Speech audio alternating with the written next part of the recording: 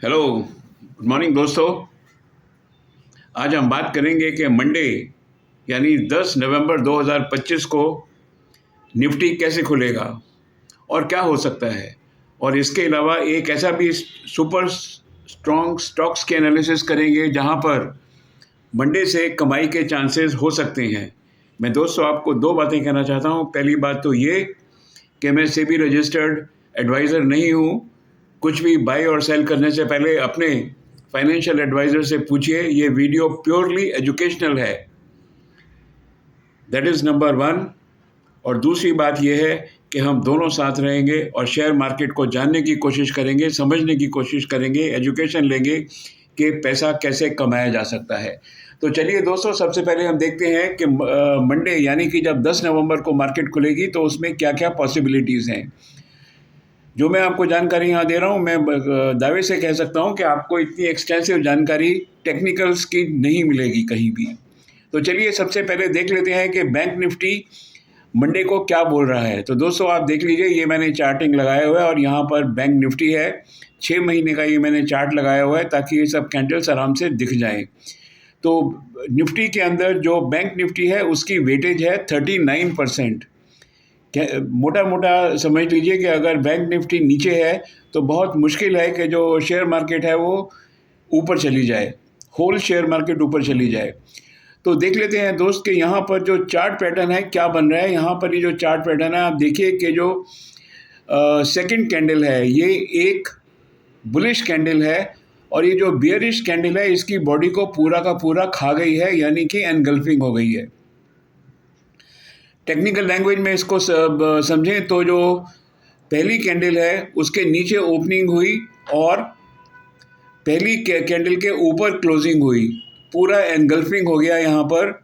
और इसलिए ये जो बुलिश पैटर्न है ये बहुत स्ट्रॉन्ग है, बहुत स्ट्रॉन्ग है। तो जो निफ्टी की जो रेंज हो सकती है वो निफ्टी की रेंज हो सकती है दोस्तों 57,400 से लेकर और 58,100, यानी कि जो ये रेंज है ये 700 पॉइंट के बीच में ही जो बैंक निफ्टी है ये खुलेगा, ओपन होगा और देखते हैं कि ये क्लोज़ कहाँ होगा। हाँ, मुझे ऐसा ज़रूर लगता है कि आने वाले कुछ दिनों में अगर कोई ख़राब न्यूज़ नहीं आई तो ये जो इसका जो ऑल टाइम हाई था यहाँ पर करीब करीब 58,400 के आसपास ये ज़रूर टच कर लेगा। बहरहाल अभी हम निफ्टी में ही रहते हैं और हमने सिर्फ ये देखा है कि जो इसका जो चार्ट पैटर्न बना है, टेक्निकल चार्ट पैटर्न बना है, ये बुलिश एनगल्फिंग पैटर्न है और ये बहुत ज़्यादा स्ट्रॉन्ग है और रेंज जो है ये 700 पॉइंट की रेंज में यहाँ पर रहेगा।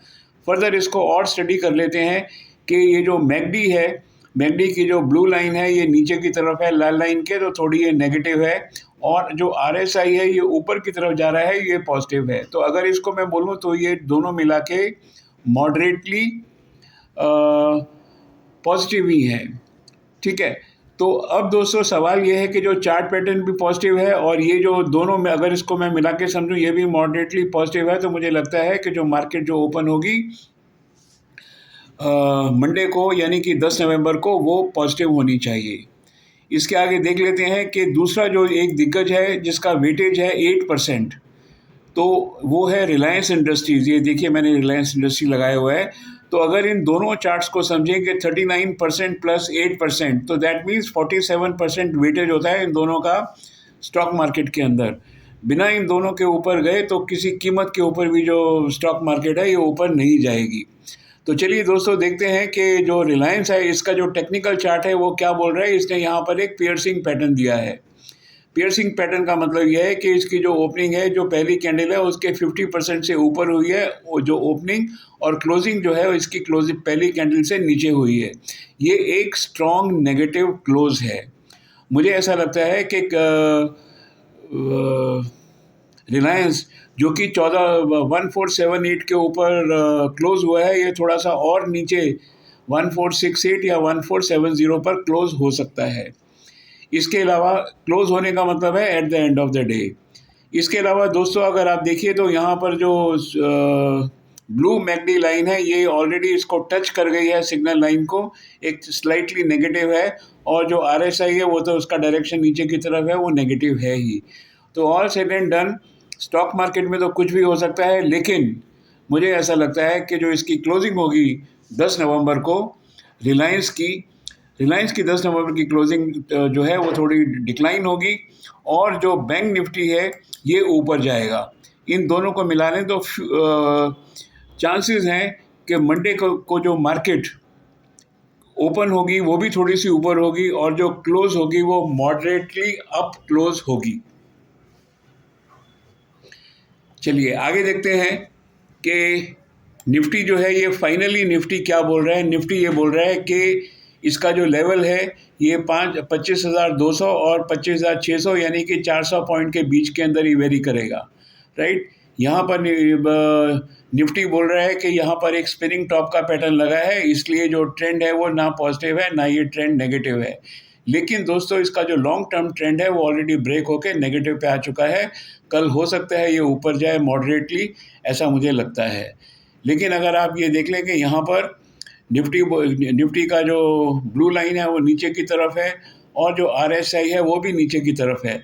निफ्टी ऑन द होल मुझे ऐसा लगता है, इसके हिसाब से मुझे चार्ट पैटर्न के हिसाब से और मैकडी और RSI के हिसाब से लगता है कि इसकी जो क्लोजिंग है वो पॉजिटिव नेगेटिव कुछ भी हो सकती है, यानी कि मॉडरेटली अप हो सकता है या मॉडरेटली नेगेटिव हो सकता है। अगर आप बैंक निफ्टी को देखें तो ये बोल रहा है कि ये मॉडरेटली अप है। मुझे ऐसा लगता है कि शायद ये जो निफ्टी है उसके आसपास ही क्लोज होगा, और 3-4-5 दिन के अंदर इसका जो ऑल टाइम हाई है वो 26,000 के ऊपर है, वो ज़रूर टच करेगा। चलिए दोस्तों, जैसे मैंने आपको पहले बोला कि मैं सेबी रजिस्टर्ड एडवाइज़र नहीं हूँ। ये सिर्फ जो मैं डिटेल बता रहा हूँ ये सिर्फ एक एजुकेशनल पर्पसेस के लिए है और एक मेरा अपना व्यू है। हाँ, मुझे लगता है कि अभी तक आपने लाइक किया होगा चैनल को, सब्सक्राइब और शेयर कमेंट ज़रूर करिए at the end of the video.